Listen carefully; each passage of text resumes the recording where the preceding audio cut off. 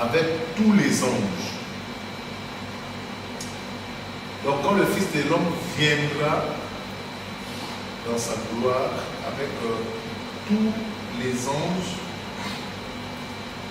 il s'assiera sur son trône de gloire. Si on parle de Jésus, toutes les nations seront assemblées devant lui.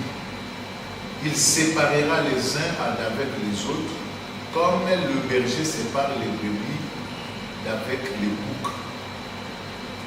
Et il mettra les brebis à sa droite et les boucs à sa gauche. Alors le roi dira à ceux qui seront à sa droite, venez, vous qui êtes bénis de mon Père, recevez en héritage le royaume qui vous a été préparé dès la fondation du monde. Car j'ai eu faim et vous m'avez donné à manger. J'ai eu soif et vous m'avez donné à boire. J'étais étranger et vous m'avez accueilli. Nu et vous m'avez vêtu. J'étais malade et vous m'avez visité. J'étais en prison et vous êtes venu vers moi. Alors les justes lui répondirent, Seigneur, quand avons-nous vu avoir faim et t'avons donné à manger, ou avoir soif et t'avons donné à boire? Quand avons-nous vu étranger et t'avons recueilli, ou nu et t'avons-nous vêtu? Quand avons-nous vu malade et ou en prison et sommes-nous allés vers toi?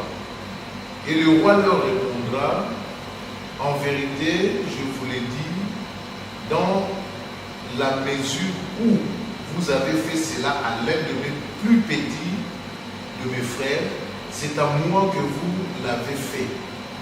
Ensuite, il dira à ceux qui étaient à sa gauche, retirez-vous de moi, maudits, allez dans le feu éternel préparé pour le diable et pour ses anges. Car j'ai eu faim et vous ne m'avez pas donné à manger, j'ai eu soif et vous ne m'avez pas donné à boire, j'étais étranger et vous ne m'avez pas recueilli, nu et vous ne m'avez pas revêtu, malade en prison et vous ne m'avez pas visité. Alors ils répondront au Seigneur aussi, quand t'avons-nous vu ayant faim ou soif, étranger ou nu ou malade ou en prison, et ne t'avons-nous pas rendu service? Alors le Seigneur leur répondra, en vérité, je vous l'ai dit, dans la mesure où vous n'avez pas fait cela à l'un de mes plus petits, c'est à moi que vous ne l'avez pas fait. Et ceux-ci iront au châtiment éternel, mais le juste à la vie éternelle. Voilà. Version Nataï est un peu différente, parce qu'il y avait dans la version, il y a étude. Donc, ils ont simplifié un peu la lecture des versets. Ou le français. Ils ont simplifié un peu le français. Voilà. Donc nous sommes vraiment dans le moment où le Seigneur parle, dans l'intitulé de ce contexte, on parle de jugement des rues, ou le jugement des nations. Donc nous avons Sami Sama, Yaba Bota. Ah, Waba Pesiambo, en général, Yaburuba, Ndegeni Nzambe, a péci pouvoir et pas Yanishu. Il y a déjà un verset qui nous dit que Dieu ne juge personne, mais il a remis tout pouvoir au Fils de l'homme.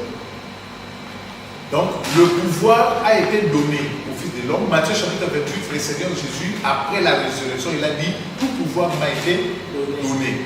Donc, dans le ciel, sur la terre et même sous la terre. Maintenant là, le Seigneur est en train de nous montrer que dans le dernier temps, il y aura un jugement. Ça veut dire quoi le jugement? Ça veut dire que nous serons dans l'obligation de rendre compte de ce qu'on a fait ici sur la terre. Voilà. Nous serons dans l'obligation de rendre compte de ce qu'on a fait ici sur la terre. Donc en fait, ce qu'on fait sur la terre est qu'il est dans le vide de terre. Il a gravé quelque part. Le bien, ils ont gravé. Le mal, ils ont gravé. Mais les gars, souligné le moment où il y a trop de capital, très important. On est dans la vie de Bissot. Et là, on nous a mingité. Pour ça, la moninga mabé. Pour ça, moninga mabé. Parce que déjà, l'homme est créé à l'image de Dieu. Nous qui croyons la Bible, malgré que la Bible nous m'a montré. Mais nous avons une image ensemble. Bible est lobby, oh yo yo lingiba salo, salango pe papa. Oh yo yo boy ba sala yo. Eh bien, ne le fais pas aussi aux autres. Et même si que nous n'avons pas besoin de rendez le bien. Non, rendez le mal par le bien. Hein? Besoin qui s'amène au bassin de dans ma lame. Donc ne rendez pas le mal par le mal. Si quelqu'un te fait le mal, rends ça le bien. Parce que nous avons tout ça la soki nzamba lingaka te tosala mutu muninga oyo ya créé na image na ye mabe na côté mususu nzamba sepelaka ntango tosala bato malamu nzamba sepelaka ntango yango malogo yango tozotaka nzamba sepelaka ntango tosala bato malamu. Donc le bien ezalaka ezalaki moko eza facilité na mokili mpona kosala. Mais Bible besoin de recommander sur le but pour poursuivre le bien dans la circonstance favorable ou non bokende kaka toujours ya kosala malamu. Omoni mokili oyo tozali na mokili oyo tozali eza mokili oyo ezalaki déjà corrompu. Il est déjà corrompu dans le péché, corrompu dans le mal. Parce que le péché vous dépose ma bé dans mon cœur. Le monde est déjà corrompu. Donc cela veut dire que le mal est facile à ça parce que qui les a les autres temps ils savent dans ma bé. Oui, oui, tout le monde a dit ah dès que ma camarade vous avez passé quoi là et pour ça mais ma bé est facile oui mais parce que qui les autres temps vous savez dans ma bé. Donc en fait tendance to nzela oyo mokili ezotambola eza mabe, c'est le mal, c'est le péché. Yango namoni ke makambo malamu ezalaka difficile po tosala yango, mais makambo mabe eza facile po tosala yango. Un jour nazoyebisa ndeko monga na bi omoni soko olakeli motu mabe dia na koprofite esala na mbango, mais soko olakeli motu malamu ekomumela po ekobisa.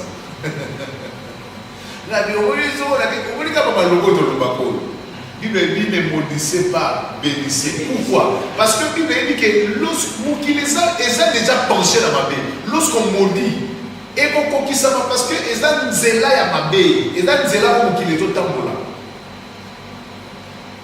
Mais quand on veut bénir, il faut insister à bénir parce que tant que nous sommes là, ils ont qu'un écoutana.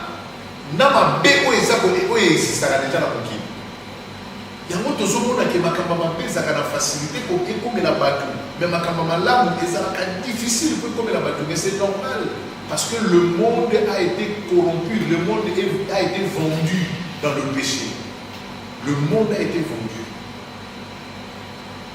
Si on a ntango asuka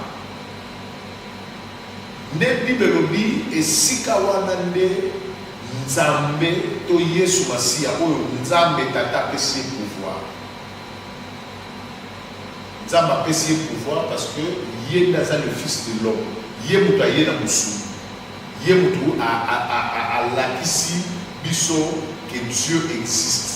Il est le biso tata. Tata.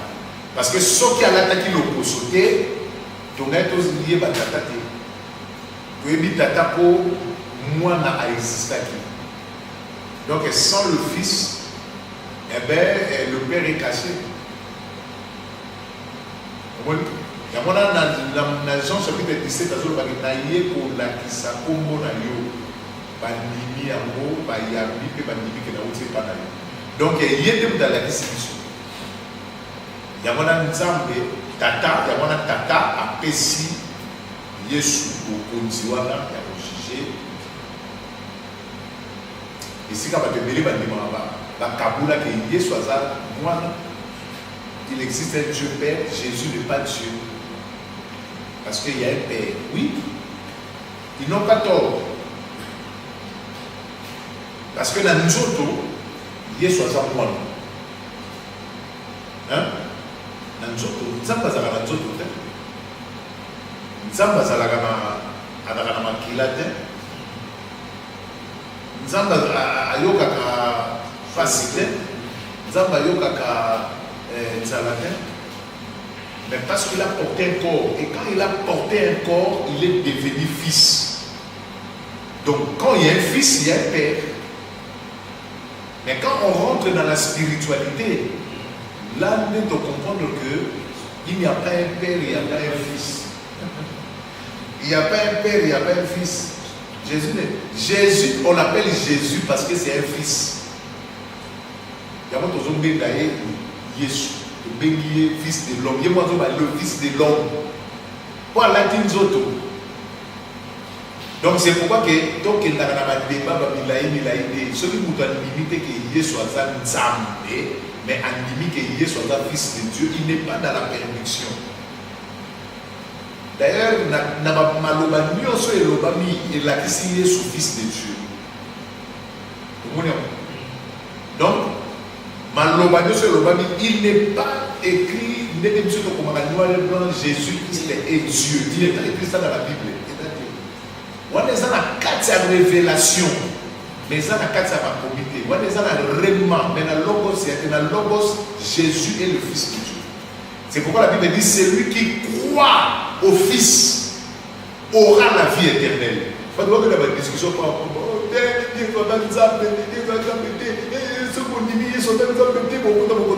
c'est faux. Pourquoi Jésus le Fils de Dieu? Parce que sans le Fils, il n'y a pas de Père. Donc il faut dire Jésus-Christ est le Fils de Dieu. Même quand vous allez prier, priez notre Père. Notre Père. Alors vous priez votre Père. Alors donc quand vous allez prier, priez notre Père qui est touché. Il y a mon tant que fils. Parce qu'il y a mon là qui le voilà. C'est un mystère. Ceux qui sont dans le il y a un bon de là. Il bon de là, data. Oui.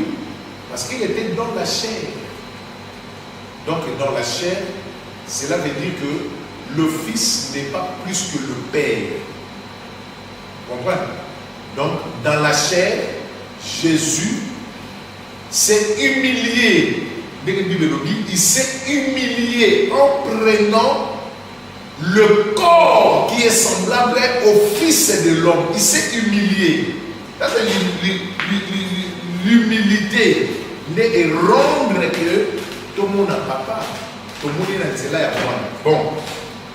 Dans le Bible, on a que dans où Yesu akoya, akoya te ko kabola ba bouk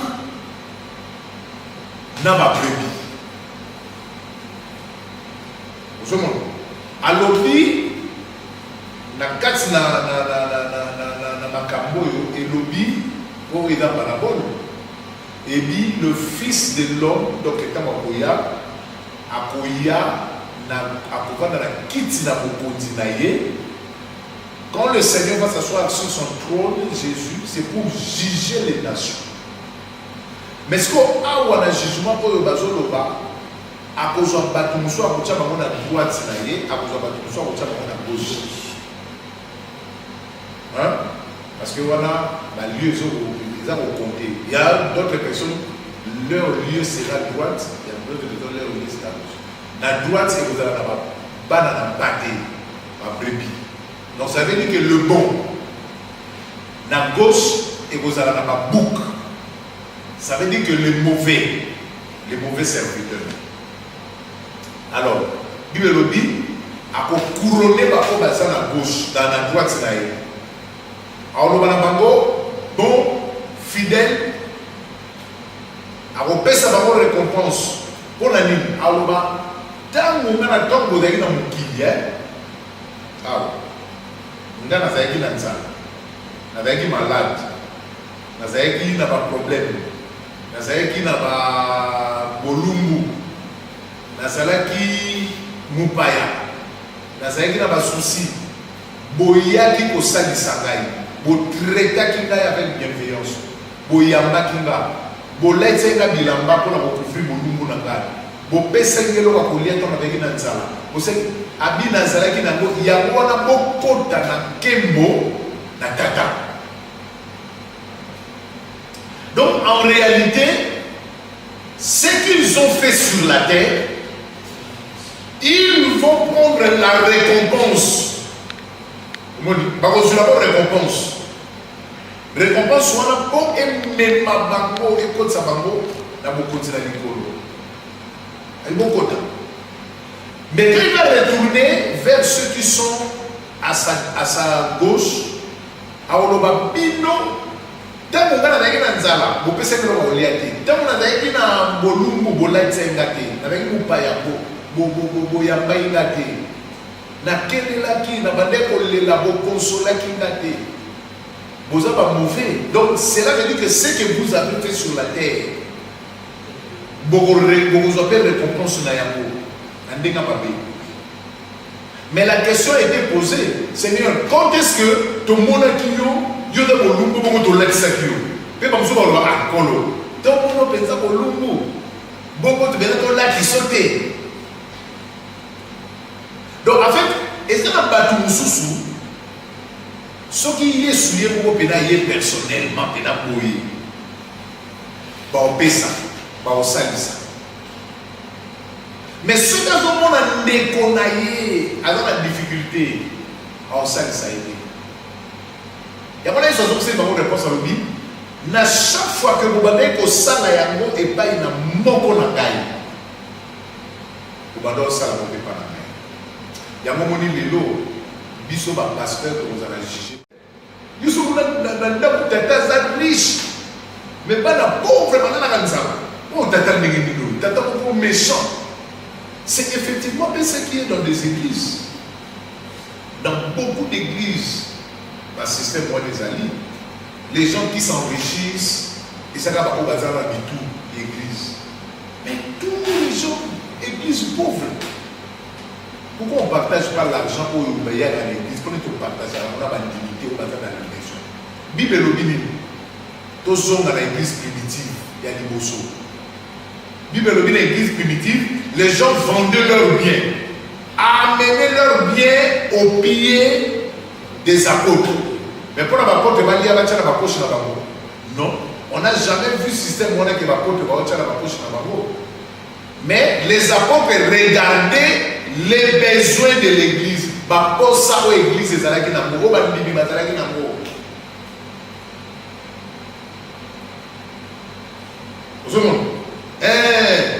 Donc, ce qu'on dit maintenant que nous avons offert des codes titres, le mot lié au bout de 50 euros pour sa maman. Et oui, et ça biblique.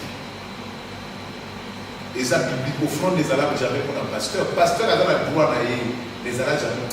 Mon comme ça, dans l'église, mon offrande des codes titres, comme la soupe à la culte. Et maman, elle a été à la Bible, elle a chiné. Elle dit que passe avec la Bible dans mon offrande. Ah, t'es. La mise sur la trouver là. Attends, il a la computer, mais la mise sur la. Donc, au moment là, les loyaux, nous sommes dans le bac dimanche. Donc, Totika Maloba. Donc, comment on sait la Makambo? selon ma conviction de biso, selon ma conception de biso, tout selon les to moniper par bato sous ba osala. Mais to lobby te to tout mité, est-ce que ma cambo to osala? Et ça par rapport il y a pas, et ça concordé dans parole ou pas. Yeso lobby. Quand vous osala qui on a on va dire qu'il n'a pas ça. Et c'est là vous osala qui a pas là, et pas là. Mère n'a pas besoin de voir avec nous comme ça na Kinshasa ka ndenge za laka to sola na bino comme ça les maman ka maman biso ta bana mike to kokola to bana kosala mbongo tant musu bino mo lia mbote o bikufela déjà o lia mbongo na ngaite mère atala ki abi mwana oyo ana makanisi ayebisa lelo ko balobi atanga na zate soki osali yango epai yaya na yo osali yango kaka epai na ngai po yaya na yo wana aza na makila na ngai aza ndenge yo ozali ndenge ye azali makilo eza na nzoto na oyango eza na nzoto donc même atanga naza te sala yango mpa ya yaya na yo so osala yango mpa yaya na yo ya mwasi osali yango kapa na ngai so osala yango mpa yaya na yo mobali osala yango kapa papa na ngai donc ozomona ezaka maloba oyo yesu alobaki abi ntango nyonso bosalaki yango epai ya moko na ngai bosalaki yango mpe epai na ngai ntango nyonso bosalaki yango boboyaki kosala yango epai ya moko na ngai ezaki bobimelaki yango mpe ngai yango nalobiyaki awa ntango tobandi nalobi eloko nzambe alingaka te kosala moninga mabe mpe eloko nzambe alingaka kosala moninga malamu. Dieu azalaka content tant que tu sala ka batu malamu. Benzamba silika tant que tu sala ka batu mabe. Ya wana ba verset biblique Dieu dans le Bible ko sala ko tu mabete ko nzambe oya kelaye ako se venger.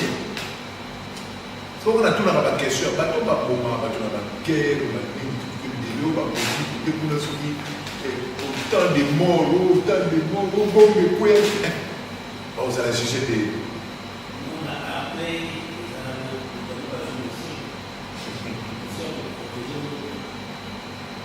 Comment va jouer mission?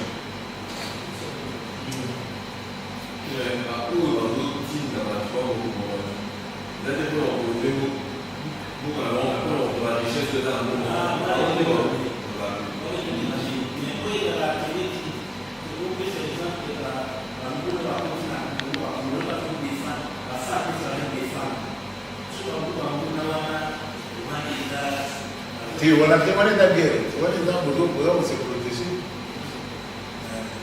Donc, moni, nakati na maloba oyo, en tout cas, les leçons ni de que photo tout nous kakaposa malamu, parce que récompense dans les années. Un jour, oyo to sala ki ezokela biso. D'ailleurs, avant que tu aies la maladie, il y a eu une chose à la assez, et Badaran de foot à la assez. Ouais, parce que tout ça n'a pas rien de colo, et tout ça n'a pas assez. Quand Pierre a dit, Miso Totsiki, Miso Tolani, aujourd'hui, Nzamba a dit que la seconde part est assez, la seconde part est colo. Ola musuto sato, ola musute, ola munyoso pour ça là. Un jour, peut-être moi n'a pas beaucoup, peut-être la déco n'a pas beaucoup.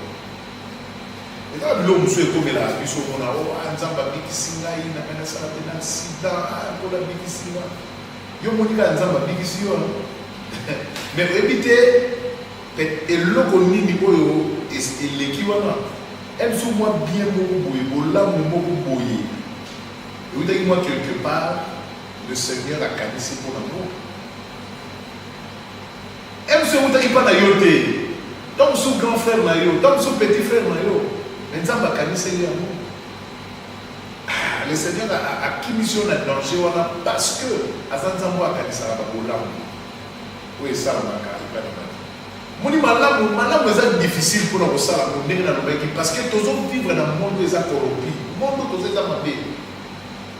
Il y a un moment où nous sommes à la contraire, il y a un monde qui est difficile.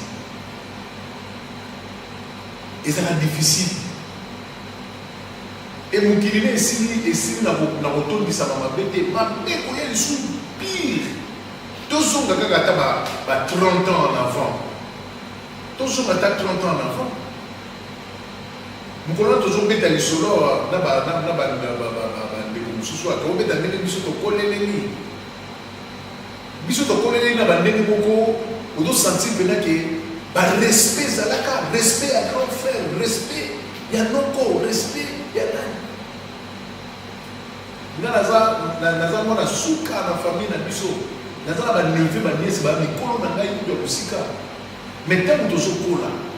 Et il neveu on a soit bien na kombo na mère na obete mbatabi c'est ton nom. Akaza mona buke faut benga ito.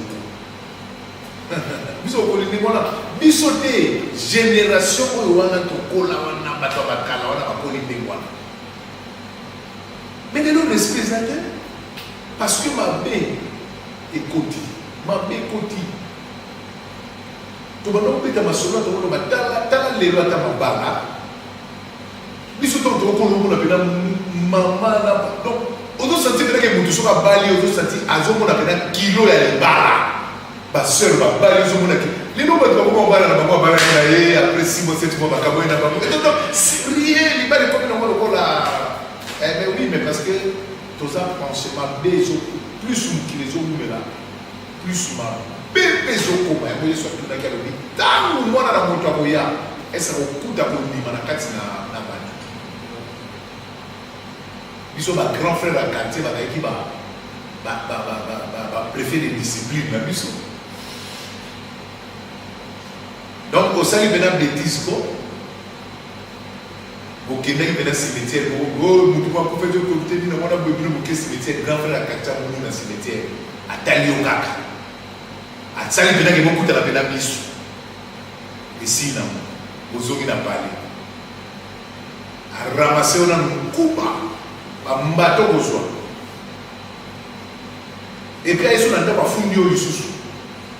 À bien, à côté, il y a un cimetière. Ah, nous m'avons dit, on m'a bien d'accord. Même si on est battu dans la vie, on est battu. Oh, Azul va me battre, habiter, on a bâti ça les sous. Bâti ça les sous. Discipline. Bon, génération la génération, ça va bien la génération doit changer. Mais, pour la Bolobaka, ma bé, plus mon kilézo ou là, plus ma bé est ça pour cola. Et l'autre est ça pour retenir ma bé, mingi dans mon kilo. Et ça, Saint-Esprit. Sans le Saint-Esprit, tant que le Saint-Esprit, on le voit dans mon kilo, on met Christo, pour que Kédé, on a beaucoup de temps pour l'eau. Ma bébé, vous avez mon kilo, vous avez la danger. Mon kilo, il est là pour nous donner des raisons Kédé. Et là, on se bat à Malé, les raisons Kédé. Mon kilo, nous sommes comme un homosexuel. Vous avez lesbienne,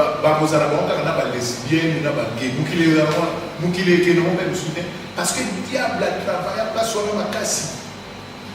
La plupart il y a des célèbres, des célébrités des homosexuels. Le diable a travaillé et l'autre de la Bible a bien contre nature. Bato bakomosa la osoto ezali contraire na makambo nzamba sa homosexualité bokoma partout ndeko moko na memeka na mutu kata osolola na ye atunie question ba bio sala ka abi nazo ni musala moko awa tozaki 5 sikoyo normalement tosali ba test na biso alobi bon naka ko mikumisa te mais parmi les 5 j'étais le bon mais tant que komi ba embaucher quoi 2 babouilles pour embaucher les sous. Bon, on a bien bon. Pour la négociation, il y a non, parce que Bango m'a dit homosexuel. Parce que Bango m'a dit homosexuel. Il s'est dit homosexualité, non? Alors, il y a un clair, hein? Vous Il a dit, oh, est-ce que bon, ça va qui vient au discours de l'Église, a dit, t'es pas en cours, il s'appelait, mais elle avait été bon parmi les 5. Mais quand ils ont voulu embaucher, ils ont embauché les 3, il n'y a que 2, nous, moi et l'autre personne, nous n'avons pas embauché. Il a dit, oh, mais pourquoi? Il s'est passé quelque chose. Il a dit, non, non, non, parce qu'eux, ils sont des homosexuels. Oui. Bon. Vous avez pas eu qu'il a mis au Kenya. Qu'il a mis au Kenya. Mais voilà. Mais, dis ce que vous avez dit,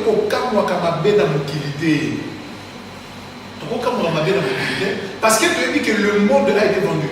Tant bien, tant où, bazo bete la biso film à Yesu na Satana. Oui, Yesu a lobby et Satan a lobby na Yesu. Habitala mukili, na bomengo na yango et la gloire, sa gloire. Abi, je t'ai donné à une seule condition, si tu te prostères devant. Il y a mon attente, on dit que n'aimez pas le monde et les choses. Et là, il y a un monde qui est un monde système. Système en Moukili. Parce que le système en Moukili, ils ont contrôlé par ça. Ils ont contrôlé. Le monde entier est sous la puissance du malin, de ténèbres. Monde entier. Système les a contrôlés.